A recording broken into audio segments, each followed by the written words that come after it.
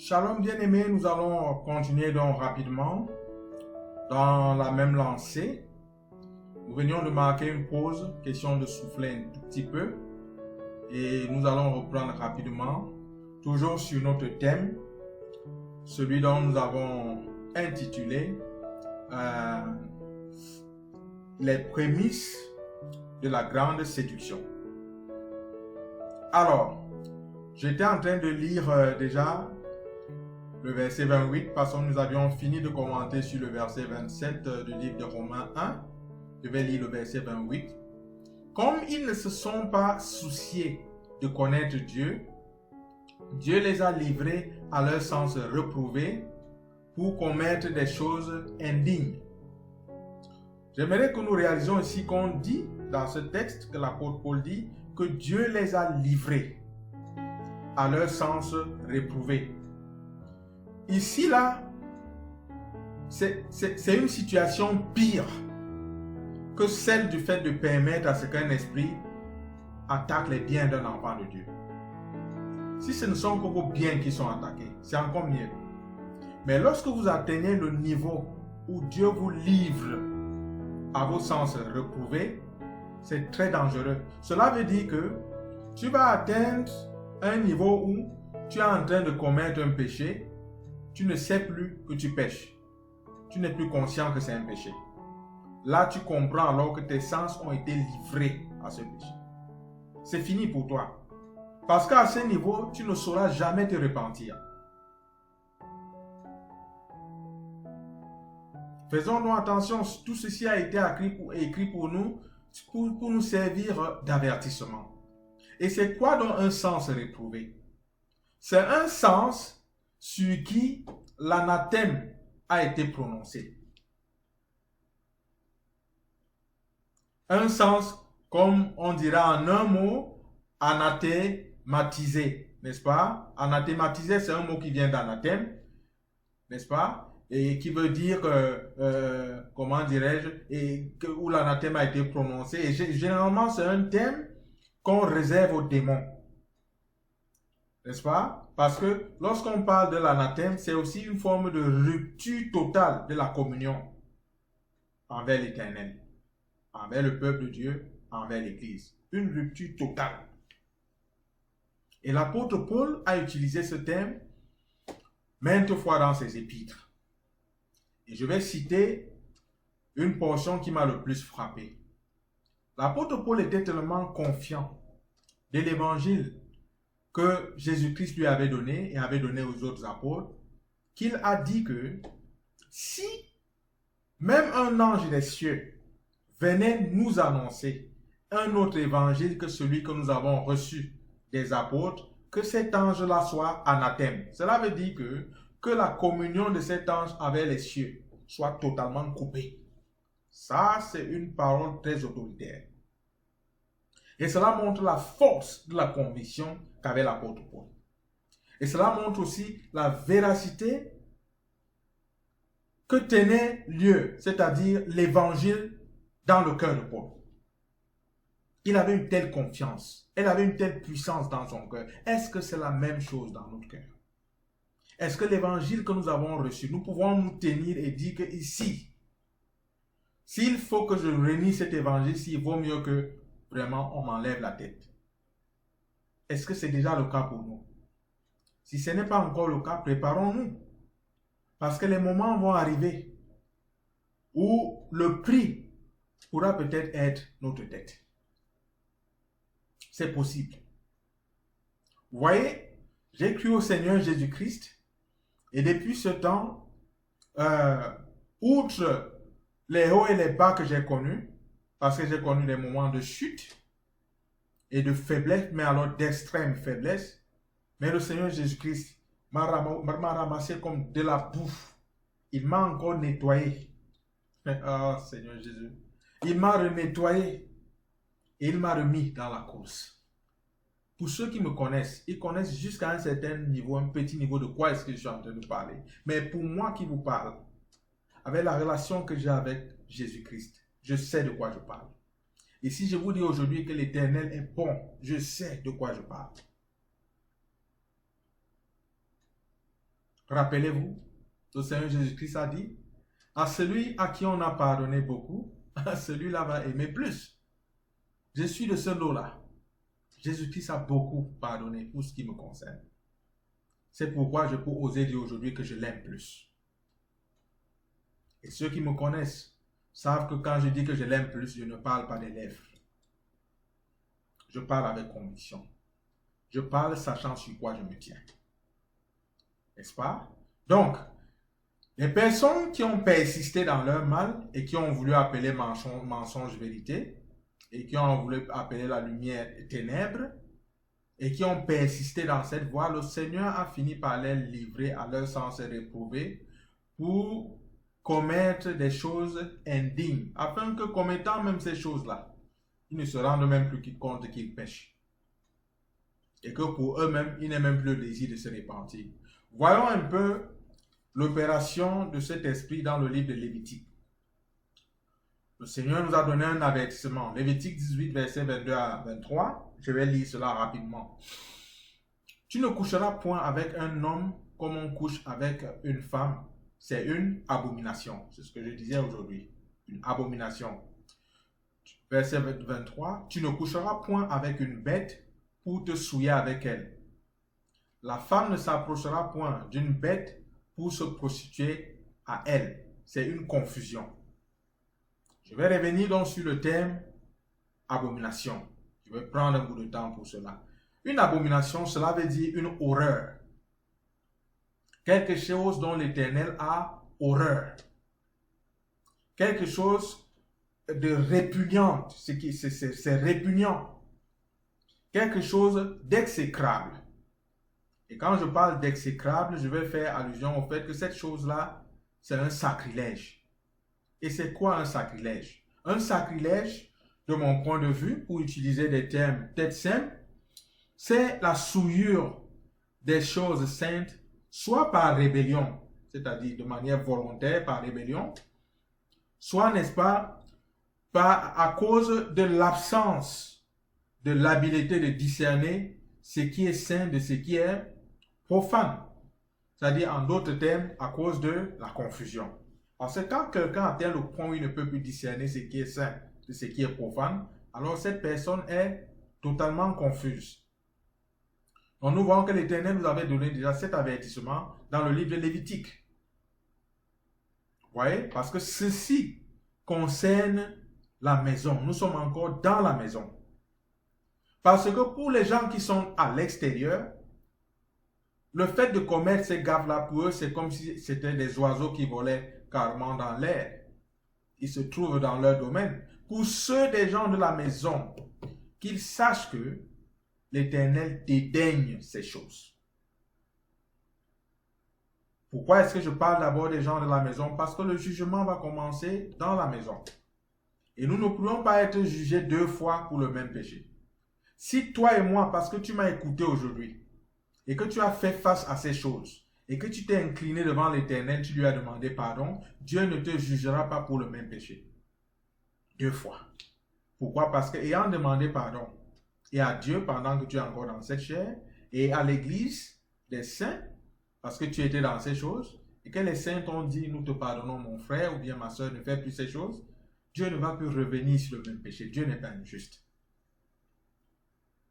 Et il est bien que nous puissions comprendre cela. Je vais lire aussi avec vous un texte dans le livre de Lévitique, Lévitique 10, versets 8 à 11.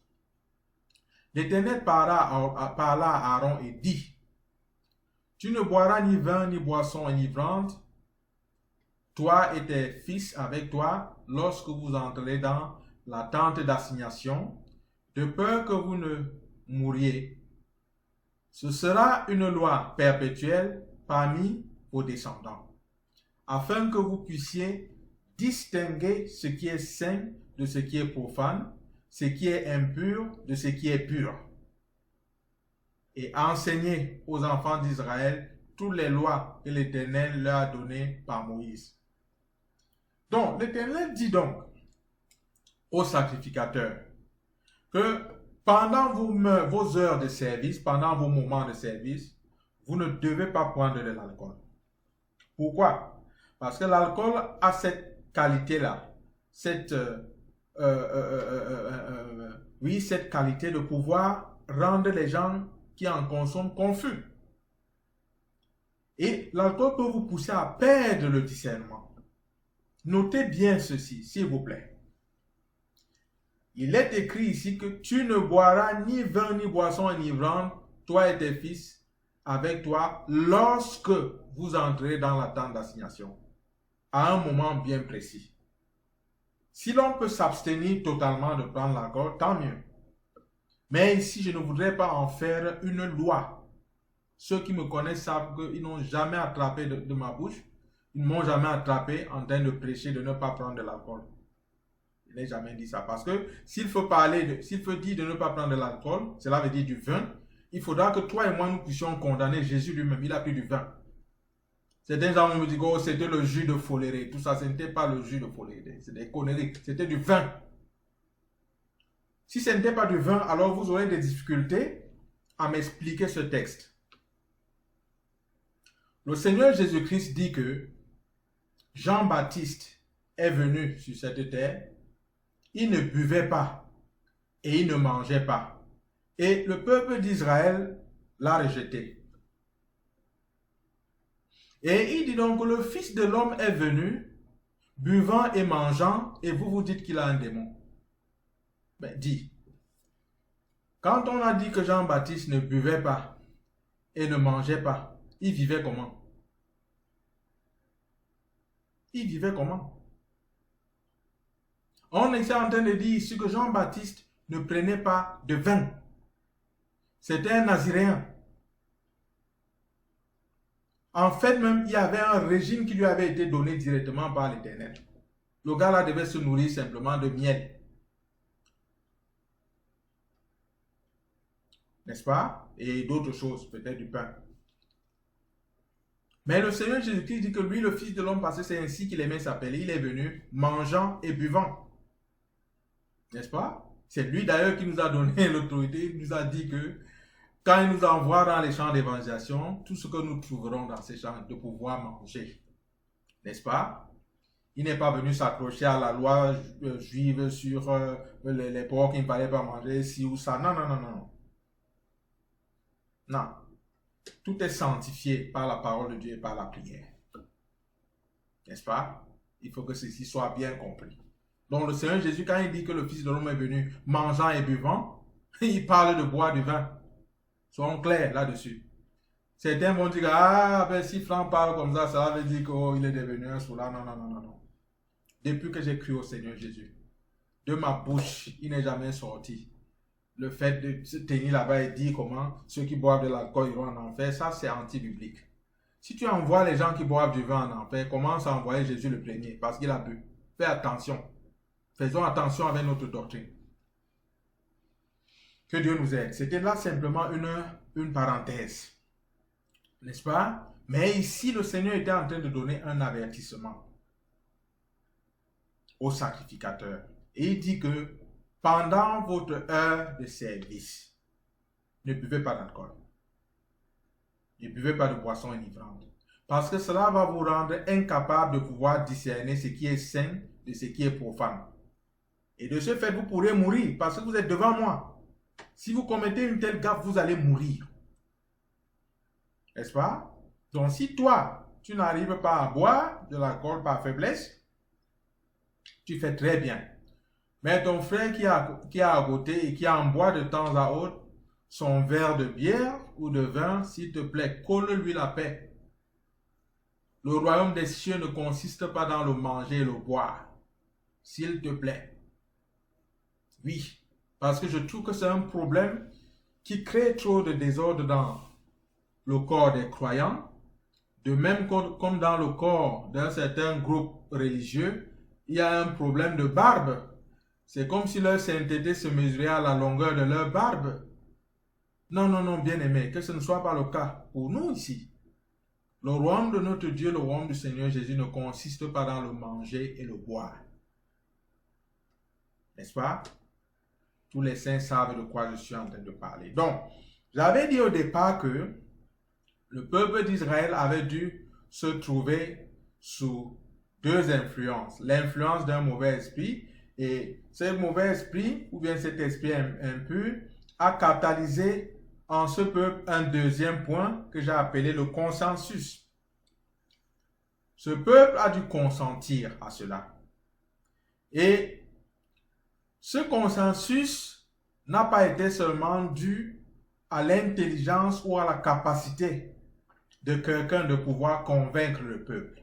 C'est un esprit. Parce que lorsque le peuple parle ici, d'emblée, on ne voit pas un leader en tant que tel qui se tient pour parler. La Bible dit que le peuple s'est regroupé autour d'Aaron. Il a été avec un objectif précis, celui de demander à Aaron de leur fabriquer un Dieu qui va marcher devant eux. Mais laissez-moi vous poser une question. Pour prendre ce peuple dans ses mots et voir combien il est confus. Est-ce qu'une idole, comme ce veau d'or qui a été fabriqué, est-ce que le veau d'or, est-ce que ça marche? Non, ça ne marche pas. Mais il parlait d'un Dieu qui devait marcher devant eux. Un veau ne marche pas. Mais néanmoins, un veau a été fabriqué. Peut-être voulait-il dire un veau, un Dieu qu'on va porter devant eux. Mais ça, c'est horrible. S'il faut donc qu'on porte votre Dieu, quand est-ce qu'il vous portera? N'est-ce pas? C'est la question qu'il faut se poser. Et c'est une question légitime que je pose à mes frères et sœurs, que ce soit d'Afrique, d'Asie ou d'Amérique, qui se prosternent encore, qui devant des potions, qui devant des livres, qui devant des statues, qui devant tout ce que vous pouvez imaginer. Si donc vous pouvez porter vos dieux et les mettre dans ces différents endroits, quand est-ce que ces dieux-là vous porteront?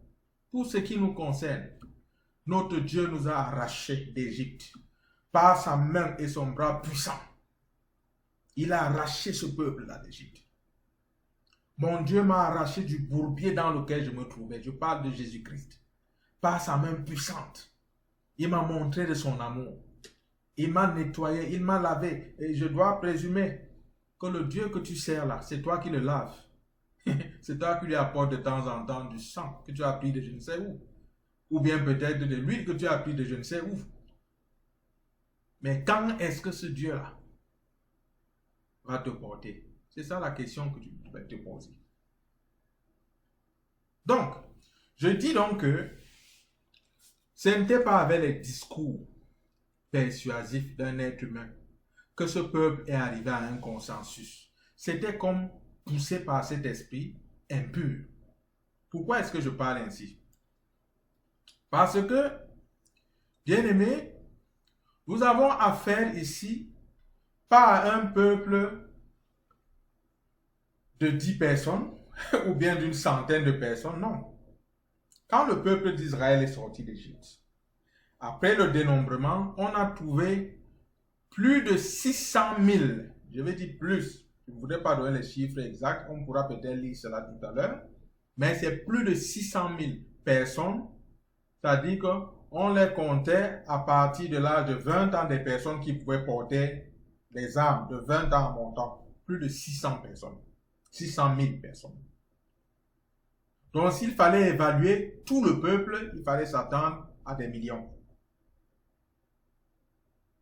Donc, se tenir et pouvoir convaincre quelques millions de personnes, ce n'est pas la gueule.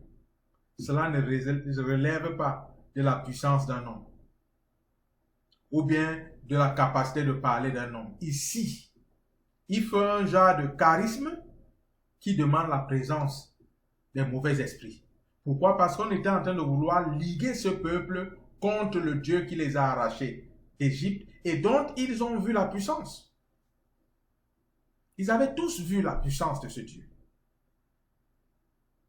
Donc ils savaient qu'ici, là, ce ne sont pas les blagues.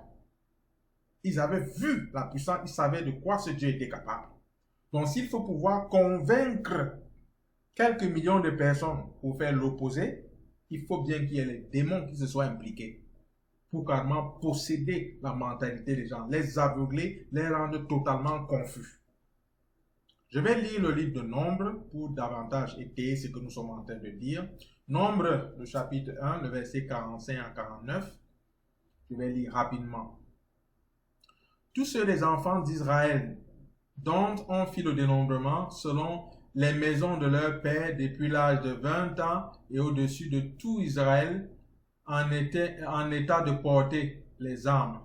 Tous ceux dont on fit le dénombrement furent de 603 550. Les Lévites, selon la tribu de leur père, ne firent point partie de ce dénombrement. L'Éternel parla à Moïse et dit, « Tu ne feras point le dénombrement de la tribu de Lévi, et tu n'en compteras point les têtes au milieu des enfants d'Israël. » Donc, il y a tout un peuple, toute une tribu qui n'a pas été comptée. Mais, pour autant, ça ne veut pas dire qu'ils ne pouvaient pas donner leur avis par rapport à ce soulèvement, ce mouvement de rébellion qui était en train de naître. Donc, je dis que pour qu'un peuple entier en soit convaincu pour s'opposer à un Dieu puissant comme le Dieu d'Israël, il a fallu l'intervention de certains démons. Je vais aller rapidement pour finir cette portion. Que dit donc de l'attitude d'Aaron? N'est-ce pas? Qu'est-ce qu'on peut dire de l'attitude d'Aaron? Je trouve que Aaron ici a exercé un leadership très faible. Il a exercé un leadership très faible. C'est vrai qu'il avait tout autour de lui une foule et que sa vie pouvait en dépendre, mais il pouvait aussi penser à ce Dieu tout-puissant, en même de pouvoir le défendre. Il n'a pas pensé à ça. Il a exercé un leadership faible. Donc le blâme lui revient d'une certaine manière. Je vais lire ici avec vous un texte qui se trouve dans le livre de Malachie. Ceci va davantage expliquer ce que nous sommes en train de vouloir, nous essayons de présenter. Malachie, le chapitre 2, le verset 7. Car les lèvres du sacrificateur doivent garder la science, et c'est à sa bouche qu'on demande la loi, parce qu'il est un envoyé de l'Éternel des armées.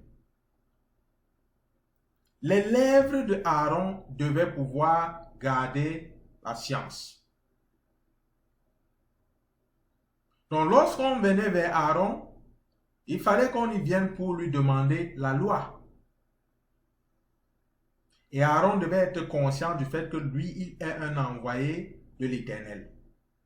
Vous voyez dans certaines vidéos, les vidéos précédentes, j'ai fait mention du fait que les enfants de Dieu vendaient moins cher et même vendaient carrément leur autorité en tant qu'enfants de Dieu parce qu'ils ne comprenaient pas l'espérance qui était attachée à leur appel. Ici, là, Aaron n'a pas compris l'espérance qui était attachée à son appel. C'est la raison pour laquelle il a cédé à la pression du peuple au détriment de la loi de Dieu.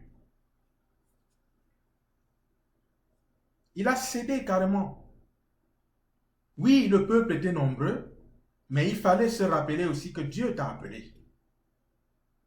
Qui sait, en se tenant pour ce Dieu ce jour-là, et en refutant ce que le peuple lui proposait, Dieu pouvait se manifester et pouvait le défendre. Ceci est d'autant plus ahurissant parce que nous avons un peuple au pied d'une montagne fumante. Et la voix de l'Éternel qui est en train de retentir comme le tonnerre parce qu'il donne des instructions à Moïse. Quand vous allez lire ce livre d'Exode, vous allez comprendre bien de quoi je parle. Parce que c'était effrayant. La voix du Seigneur tonnait comme le tonnerre. Et au milieu de tout ceci, au milieu de tout, comment dirais-je, cette ambiance spirituelle, des individus trouvent le courage de venir demander à Aaron de pouvoir leur fabriquer un veau. Et Aaron trouve aussi le courage par lâcheté d'accepter quelque chose de ce genre. Ça, il faut bien voir qu'ici, là, ce n'était pas une force humaine. Il y avait des mauvais esprits. Un esprit de confusion, un esprit d'égarement. Je veux bien entendre que la montagne se soit calmée et qu'on se soit même trouvé loin d'elle.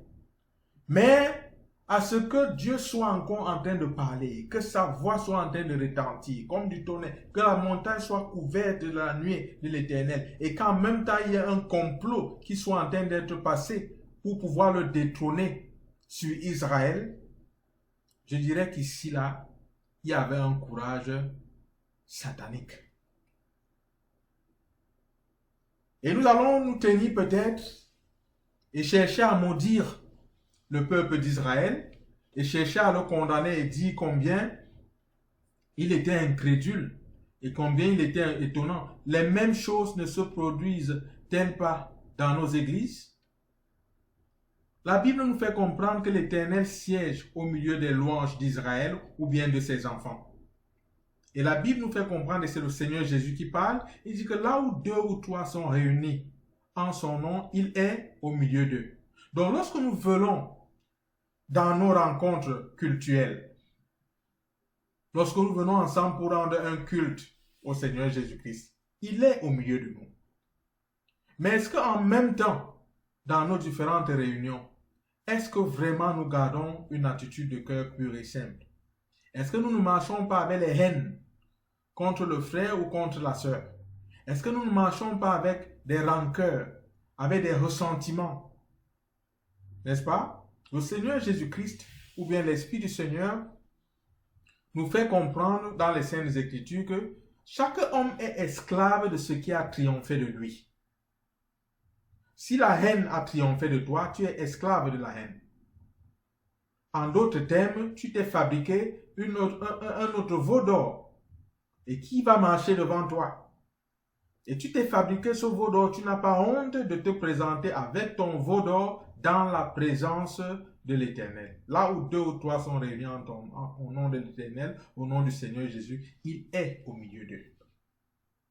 Le ressentiment, la haine, les jalousies, les convoitises, n'est-ce pas? Je ne veux pas entrer dans d'autres sujets qui me font plutôt honte. Les adultères. Je ne veux même pas parler de la fornication. Je ne veux pas parler de ces jalousies. Des idoles que nous traînons dans nos cœurs. L'apôtre Paul est allé jusqu'à dire même que certains avaient pour idole leur ventre. Bien-aimés, comme disait l'apôtre Paul, je nous en conjure nous tous de revenir à des bons sentiments et de ne pas nous laisser séduire par l'ennemi. L'ennemi tient à nous vaincre, à nous mettre à terre et il commence par la séduction. Je vais appeler encore à ceux-là qui ne connaissent pas encore le Seigneur Jésus. Vous dit que vous-même commencez à peser et voir comment dans la maison de l'Éternel, nous sommes comme en train d'exercer un jugement sur nous-mêmes. Question de nous purifier dans l'attente de notre Seigneur. Si vous n'avez pas encore pris une décision de suivre Jésus-Christ, combien sera terrible votre jugement? Nous, dans la maison, nous sommes en train de laver notre linge dans le sang de Jésus-Christ, afin qu'il soit pur, afin que nous nous présentions devant lui comme des personnes purifiées par son sang. Je voudrais t'inviter à faire partie des enfants de Dieu.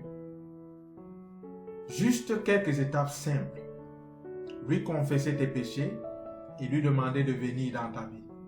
Lui dire que tu reconnais qu'il est venu sur cette terre, qu'il est mort et ressuscité pour tes péchés, pour te donner une vie victorieuse et qu'il est monté dans les cieux et qu'il reviendra juger les vivants et les morts. C'est aussi simple que ça. Mais déjà commence par t'agenouiller devant ce Jésus-Christ. Demande-lui pardon pour tes péchés. Il n'est pas venu te condamner ou te juger. Il est venu te racheter comme il m'a racheté. Comme il a racheté plusieurs autres personnes. Cela dépend de toi, du pas que tu vas faire. Mais déjà commence à estimer combien dur, combien difficile est déjà le jugement qui s'exerce dans l'Église, afin que l'Église se tienne comme cette Église purifiée devant l'Éternel. Car à toi, si tu ne fais pas ce pas, demain ne t'appartient pas. L'instant qui t'appartient, c'est cet instant précis, cet instant présent. Ta décision doit être prise maintenant. Tu ne sais pas ce qui te guette la minute qui suit. Que le Seigneur bénisse ta décision. Comme tu te décides à venir au Seigneur Jésus et à connaître la vie éternelle. Que Dieu vous bénisse. Shalom.